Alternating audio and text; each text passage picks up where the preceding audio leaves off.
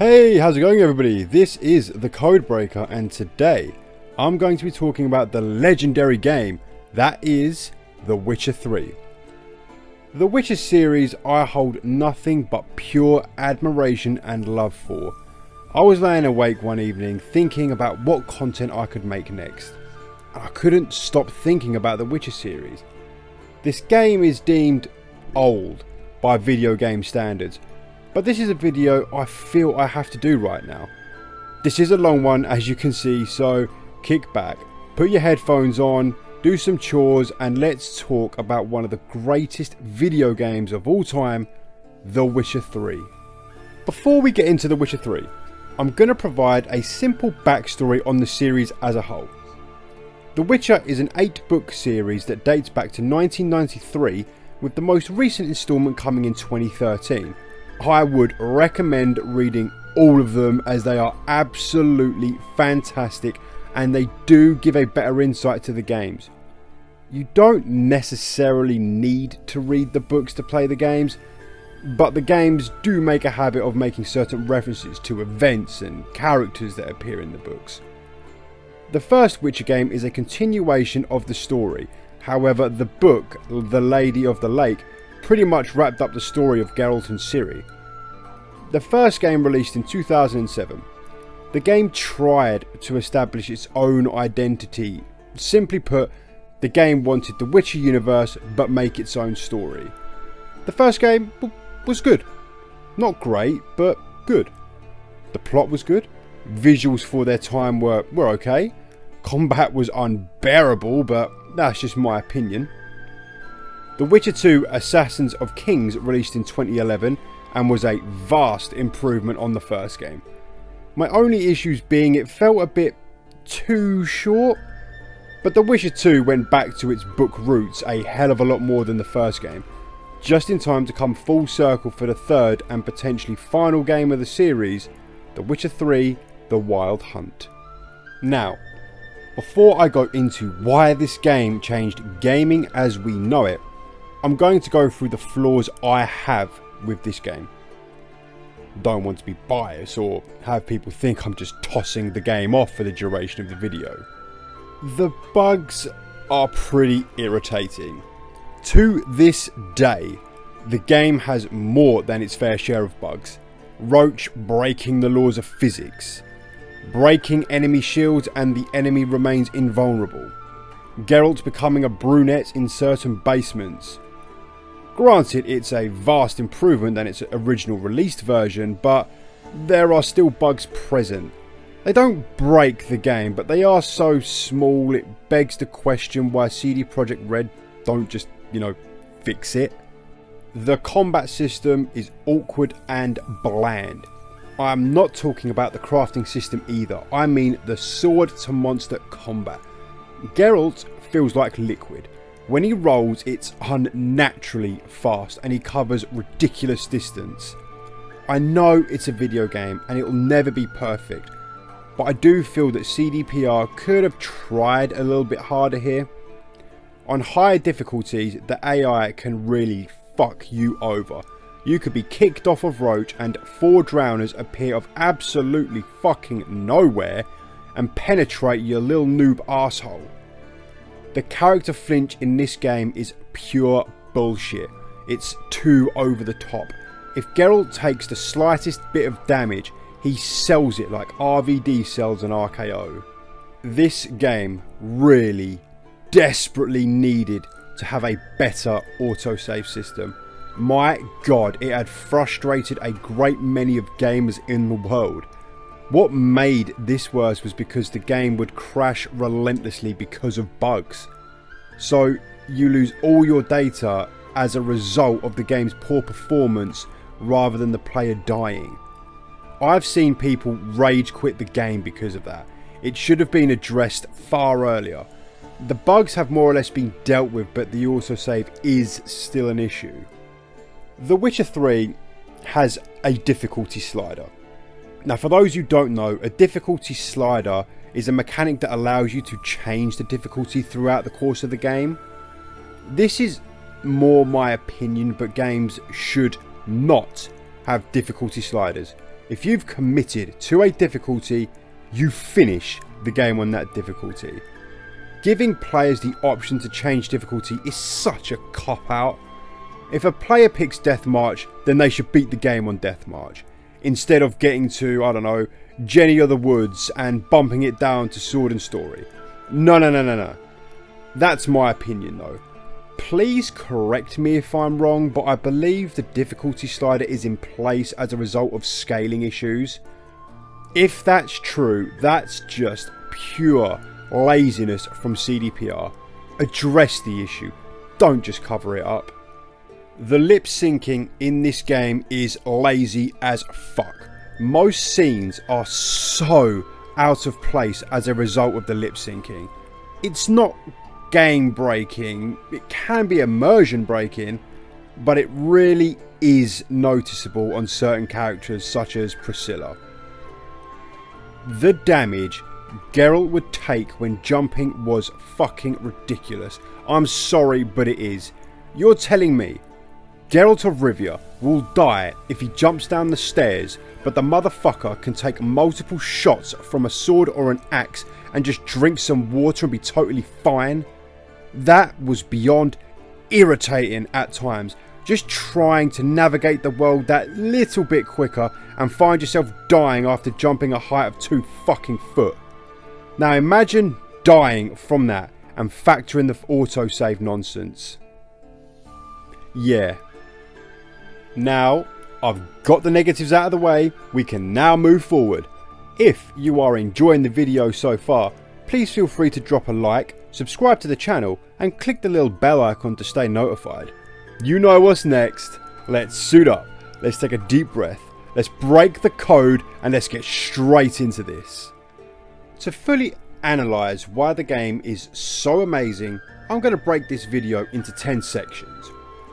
Plot and main story, characters, side quests, enemies, world design, extra activities, crafting, soundtrack, expansions, and the conclusion. Now let's get the show on the road with the plot and the main story. Now guys, this is your spoiler warning. If you haven't played or finished The Witcher 3 and don't want to be spoiled, this is your chance to like and subscribe before bailing on the video. Okay, time's up and here we go. Naturally, the most important part of any story is the plot. The plot in this game is not complex. In fact, it's rather cliche. The plot at its core is one of the more simpler plots that you'll see in modern gaming. It's easy to follow regardless of age. The plot, it is a little bit of a callback to the books in the sense that the Wild Hunt are out to capture Ciri, Geralt's symbolic daughter, so they can harness her powers as she has the Elder Blood. Geralt spends the majority of the game searching for Ciri and attempting to put an end to the White Frost. Geralt meets many characters along the way, some good, some bad, some shady, and some hilarious. Majority of characters do have Ciri's best interests at heart and they do agree to help Geralt. After Geralt helps them. Pretty simple, right? So you must now be sitting there thinking, so how can a game with such a simple plot be regarded as one of the greatest video games of all time? Well, chill your bad self and let the code breaker explain. Did you notice that I never gave an ending when discussing the plot? Why did I miss that, you ask? Good question, simple answer. Because the way you play the game dictates how the story ends for our heroes. I have warned about spoilers, but you can either let Ciri be a Witcher, the Empress, or even die. Who does Geralt settle down with? Yennefer, Triss, or no one? Does he die? Who else dies throughout the game? Did Keira Metz join you in the final battle, or was she killed early on? The plot may be simple, but every decision matters. Something as simple as helping someone out could literally be the difference between life and death for some characters. Literally. Unless you've played this game through about 3 times, you will never truly know the ending, and that's what makes it special. It makes you truly sit back and think about how you played the game, You could say that the game has unintentionally created a morality system. It brought around consequences. It goes back to Newton's lovely little third law for every action there's an equal and opposite reaction. The consequences are game changing. As I've previously stated, characters' lives are at stake, and there are moments in the game you, the player, has to decide as to who lives and who dies. This game element is just something else. It's clever, it's executed perfectly, it adds so much more depth and weight to the story.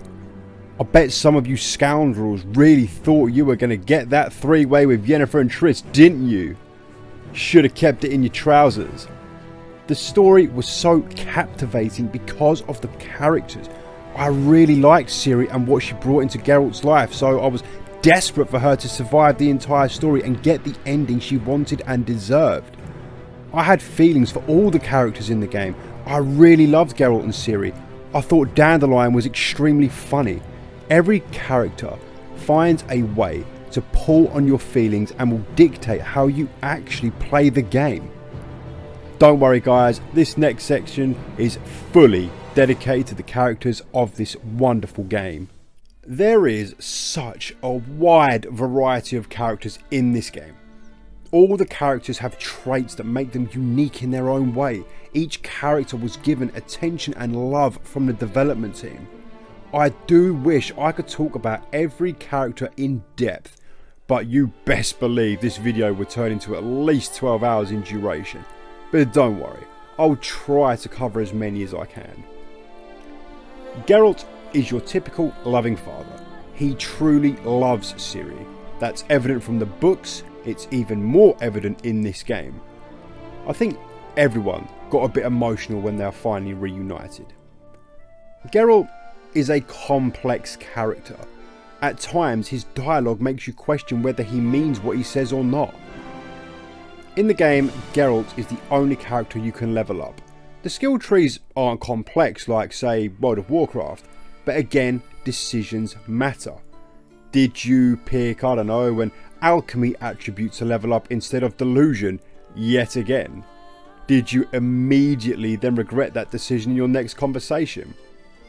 As I've said, not the greatest system in the video game industry, but it does have its place, particularly at higher levels of difficulty. Ciri is such a likeable character. From a young age, she was trained by Geralt and Vesemir at Kaer Morhen. Ciri grows up to be as much of a hero as Geralt, if not more so. Ciri isn't like modern day protagonists where they can't be harmed. Ciri is a vulnerable character. She does have weaknesses. She does have flaws. She's not the perfect character, and that's what makes her so likeable. You are rooting for Ciri throughout the duration of the game. You are hoping that after a lifetime of living for other people and always looking back, she finally gets to live a life of peace and happiness. Take note, Hollywood and other game development companies, this is how you write a strong female character. It's not fucking hard. Yennefer is the mother figure to Ciri and arguably the love of Geralt's life. She is portrayed as a bit of a bitch and does treat Geralt like a dog at times, but she does love him and she also loves Ciri. She goes to the extremes of bringing someone back from the dead, causing them extreme physical and emotional pain, all because Ciri is what's most important to her. Yeah, you can make the argument she treats those around her like shit, but it's undeniable she'll go to hell and back for the ones she loves. For years, I've seen fans of The Witcher 3 put a substantial amount of hate on Yennefer due to her portrayal. Yes, she is portrayed as a bit of a bitch and she does treat Geralt like a dog at times. But you know what? Go and read the books if you haven't. If you've not read the books, you won't understand why Yennefer is the way she is. Her backstory is truly tragic and saddening, all the way from childhood to her time at Aretuza. Yennefer is without a doubt the most complex character in the series, whether that's in books, the TV show or the game. She is the most complex character with by far the most depth. When you understand Yennefer, you can really and truly appreciate her as a character. Triss is significantly better in this game than the previous games. She has developed. She is less selfish in this game. I won't ever really like her for the same reason as 90% of the fan base, which is, why didn't she tell Geralt everything when he suffered from amnesia? I don't like her relationship with Ciri in this game. It feels very forced and used as a vice to get between Geralt and Yennefer. The books do a far better job of explaining their relationship. Dandelion is just Dandelion, stupid and hilarious, but he too has developed from being the Lothario we all know and love. He does seem to genuinely care about Priscilla, and even at the end of Blood and Wine, he says that he will continue to look after her. I do wish he was in the game a little bit more though. One of my favourite quests is when Dandelion is trying to get a loan from Sophronia and Geralt has to fake mug her so he can appear as the hero, the Crimson Avenger. The whole thing is fucking hilarious and just perfect. We needed more of him and his comedic value in the story, if I'm being honest. Zoltan is my favourite secondary character. His dialogue is just perfect. His attitude makes me laugh. Plus, he did give me some pretty sweet Gwent cards in Novigrad. Throughout the game, I became attached to these characters. I hope that I could give them all the ending they deserve. The attention to detail the developers put into the NPCs is truly admirable and deserves respect, especially the voices and accents. Now, allow me to explain, as I'm sure people outside the UK won't really understand this point I'm about to make, but each city or town in the game has their own British accent. For example, Velen has a Brummie accent, Novigrad has a Southern accent and Cockney accent, Skellige has an Irish and Scottish accent. I'm not counting Toussaint or Nilfgaard as they're technically not the same country, but you get my point. The developers put a lot of emphasis on the voices of the NPCs, and you know what? Fair play, bravo, standing ovation. Small details like that turn a game from being good to truly great. The side quests in this game are some of the best in modern gaming. They are creative, immersive, enjoyable, and at times even challenging.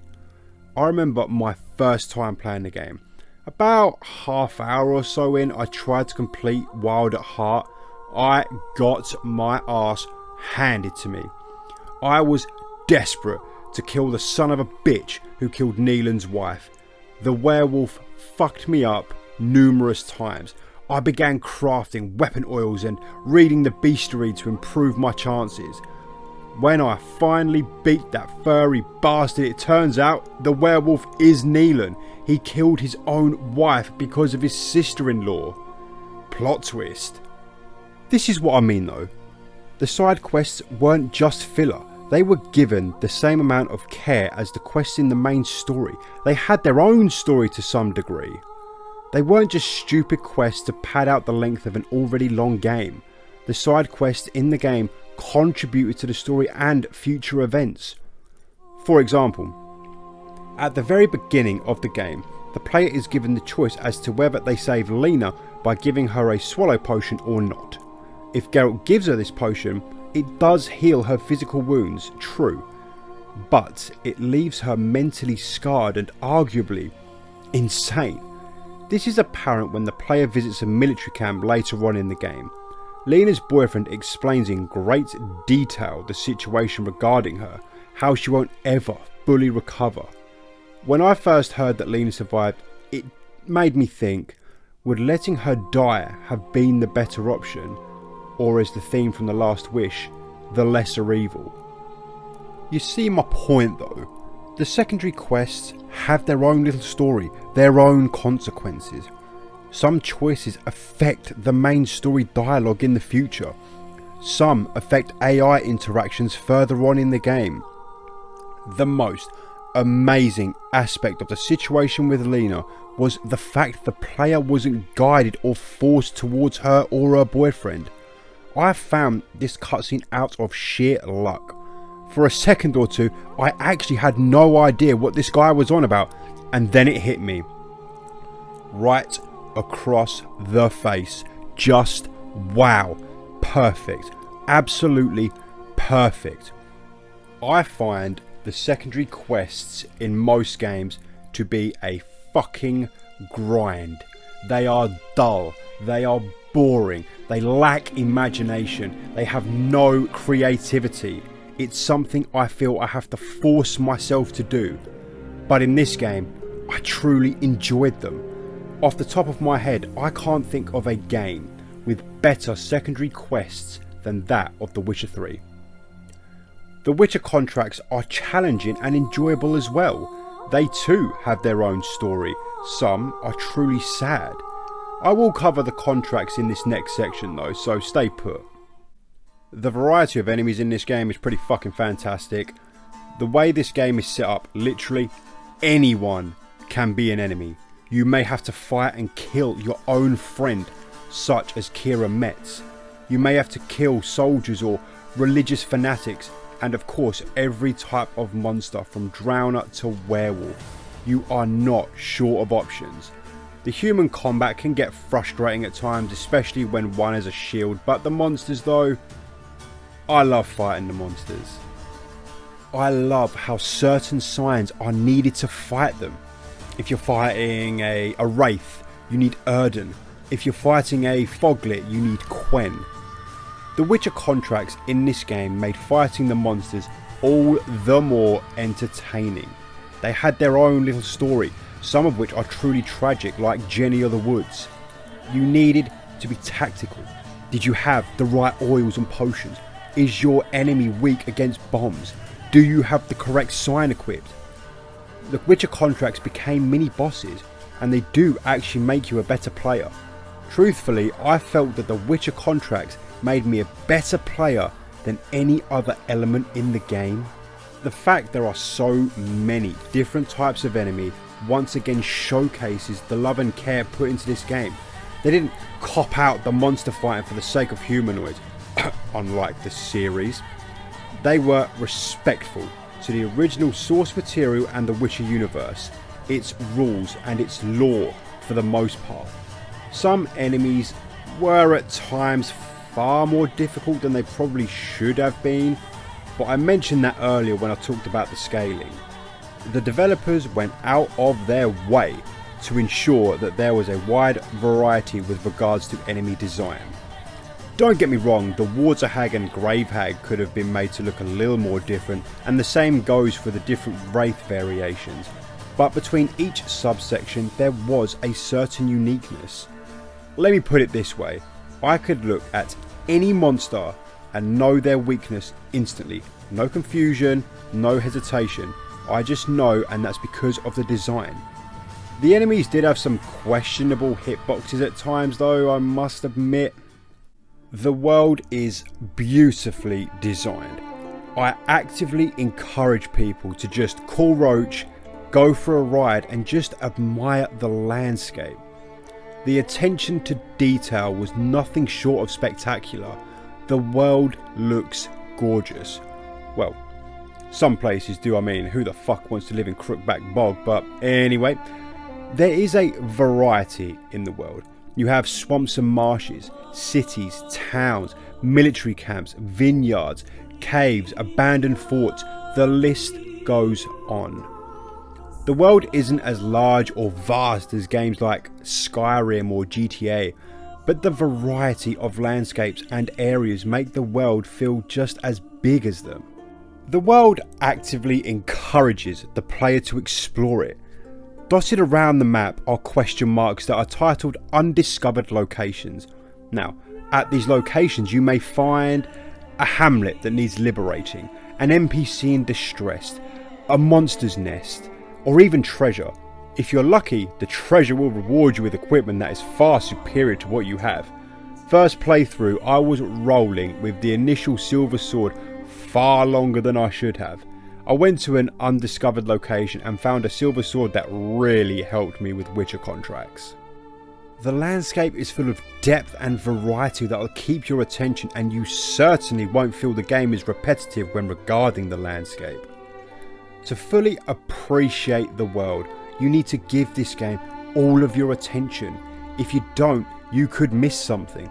For example, to get the cow card for Gwent, you enter a barn and it's just chilling there, but it's the size of an actual playing card.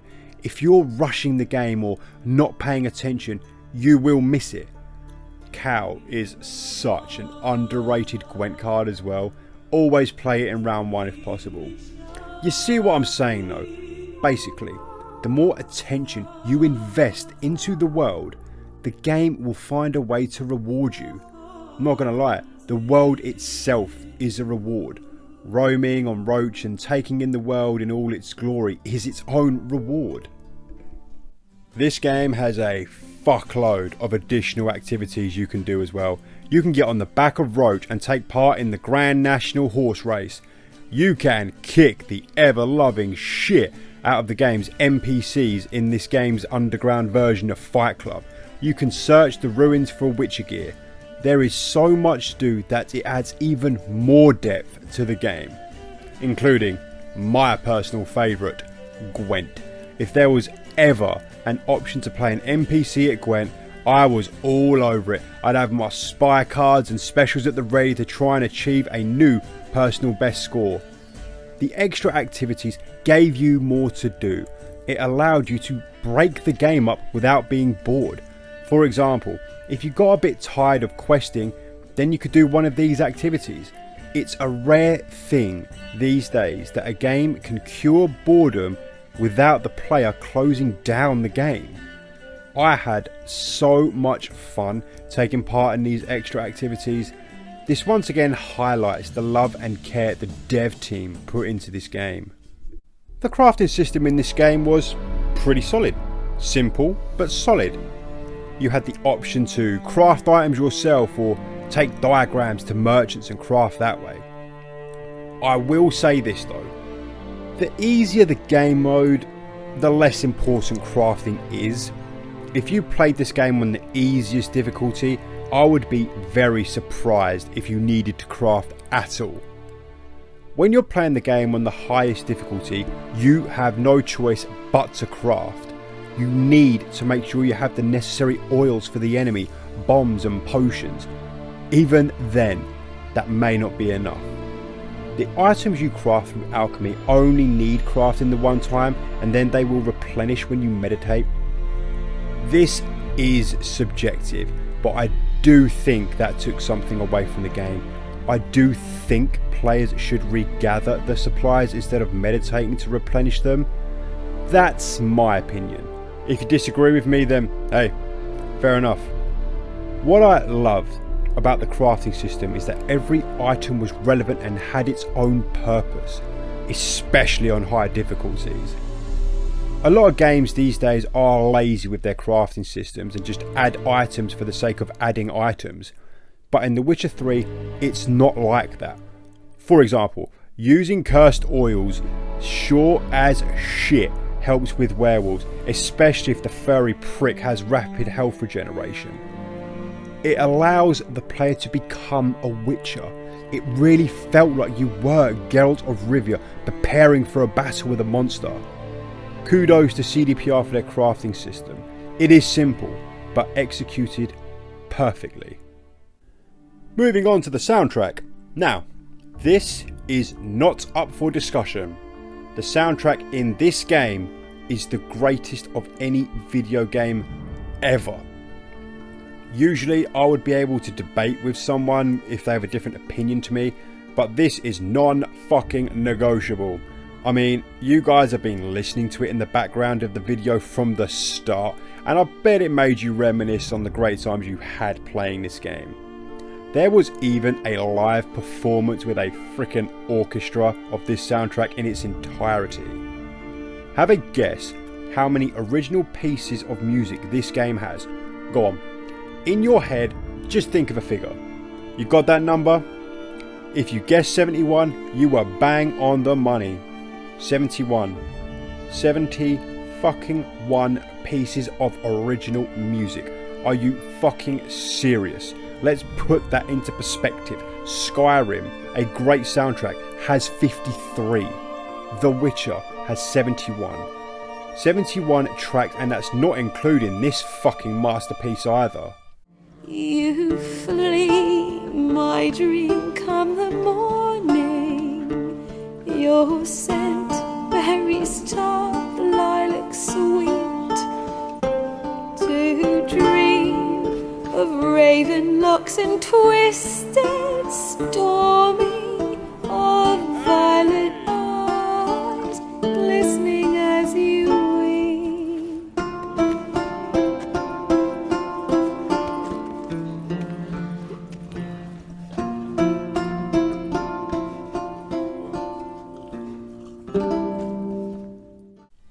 By the way, that song from Priscilla is the greatest full feature song from a video game ever.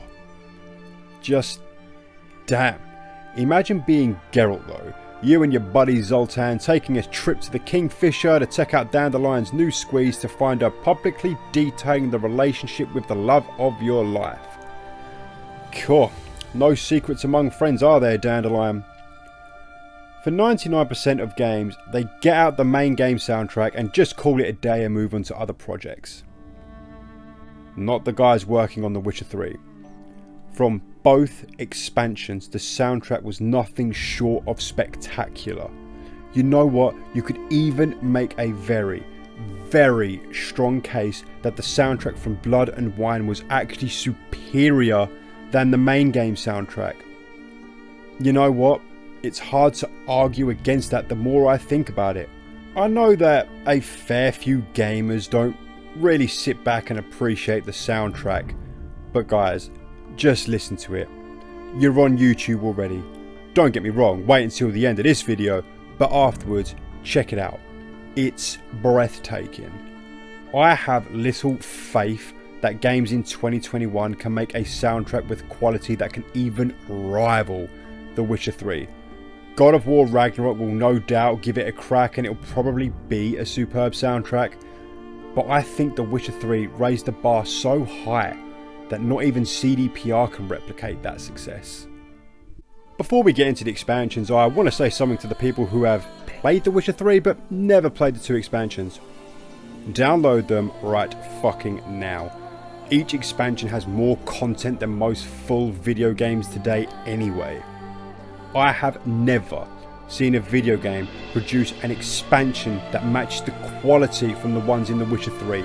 You know what, I've said it multiple times in this video already, and I'm going to do it again. The Witcher 3 has the best expansions of any video game ever.